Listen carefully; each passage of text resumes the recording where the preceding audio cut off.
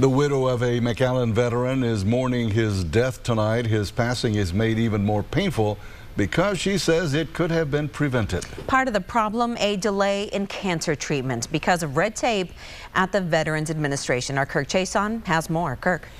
Yeah, by now we've heard about waiting lists, delays in care, and here in the Valley, delays in payments on VA vouchers to private doctors.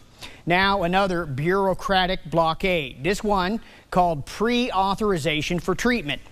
Becky Sommer says her husband Steve did not have to die. Doctors told him his cancer was curable. She says if the VA had been quicker to pre-authorize his chemotherapy, he might still be alive today. A widow's grief. That they couldn't do anything, they couldn't operate or anything, so they tried chemo again. Reveals the agony of loss. Becky Sommer knew her husband Steve for 24 years. They'd been married for 12. 3 kids, and we had our ups and downs, believe me, but I loved them to death. Sommer served in both the Marines and the Army, first repairing small weapons, then doing maintenance. 6 years ago, he developed cancer. Doctors removed the cancer at a VA hospital in San Antonio.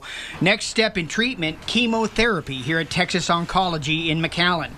That required pre-authorization from the Veterans Administration. Oh, it's terrible. It gets on your nerves. I mean, he was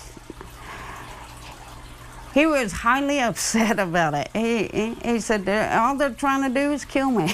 After a wait of more than 6 months for pre-authorization, Sommer finally began the chemo.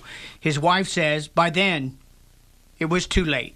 At that time, it moved to the other parts of the body. They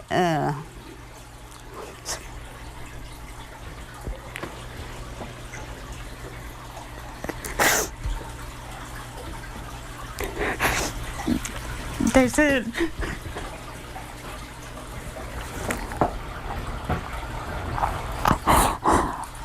this is Sommer's workshop where he tinkered with and repaired computers at a small business he started after he left the military.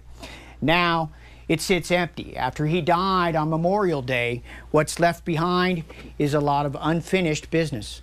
Felix Rodriguez with Hidalgo County Veterans Services says Sommer is not alone in his battle for pre-authorization and the delay in receiving life-saving treatment. It's not a long, drawn-out process for the policy, but in practice it is. And why is that?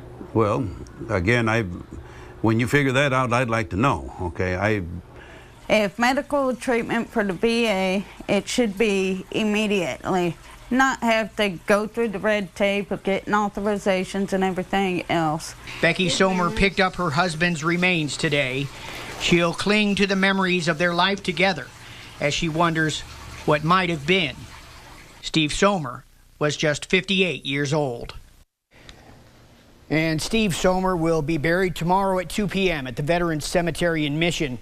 In the wake of the waiting list scandals that began in Phoenix and which continue to spread across the country, some in Congress are calling for more VA care to be transferred to non-VA doctors and facilities. That would require more and more pre-authorizations. Live in the studio, Kirk Chaisson, Channel 5 News at 6.